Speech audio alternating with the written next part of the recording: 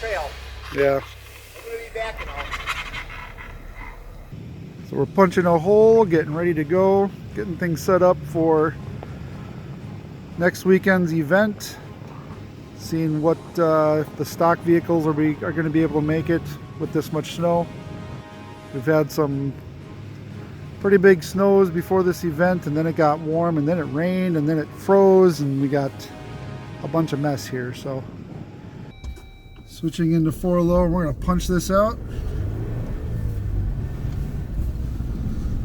So one of the things that we have to do before an event is make sure that it's safe and navigable with the stock Jeeps. And it's pretty obvious this is not going to work.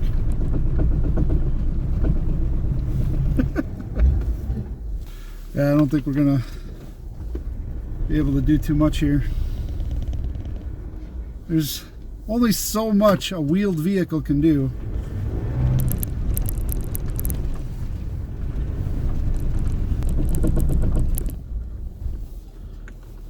So what do we got there? We probably got two feet of snow, probably? Well, I'm 6. So that's... 1.5 feet, 2 feet? And that's at least 18, I would guess. Okay. And that's without the drifts, but it's soft.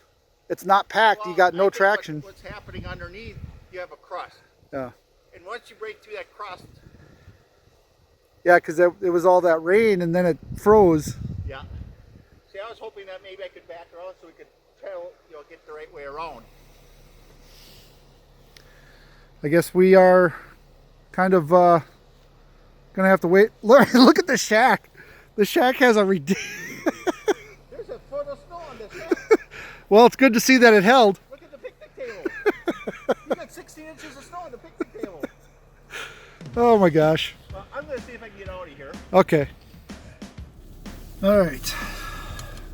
So we're here at Camp Sinoa before our March event. We've had a crazy amount of snow. Drifted past 2 feet. Undrifted probably 18 inches with a solid ice base. It rained, froze, and then dumped a bunch of snow on it. So, trying to back out, just going through the...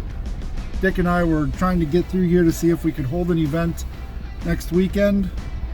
And no, even the lifted Jeeps will have problems. They'd be able to get through it.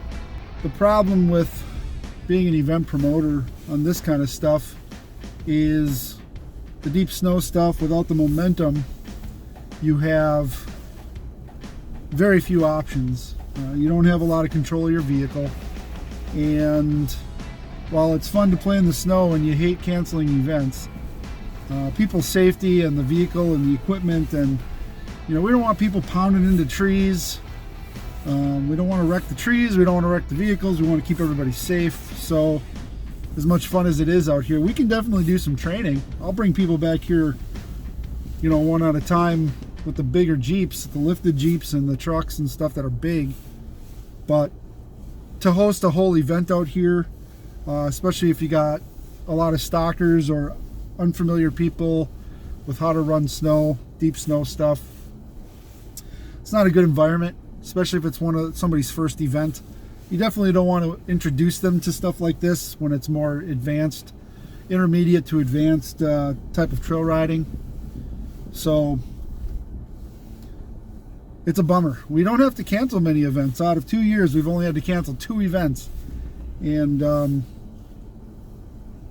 because you have a heated cab, it can rain. Who cares?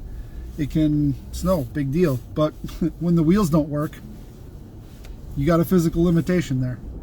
So that's an unfortunate truth.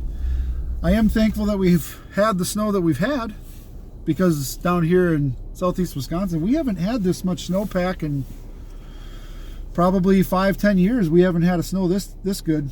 So we'll just put the chain back on. And the nice part about some of the groomed trails, this is a good time to do Jeep and Eat events, and we can do a lot of classroom sessions road stuff. Some of the public trails are not this deep, so there's some options there.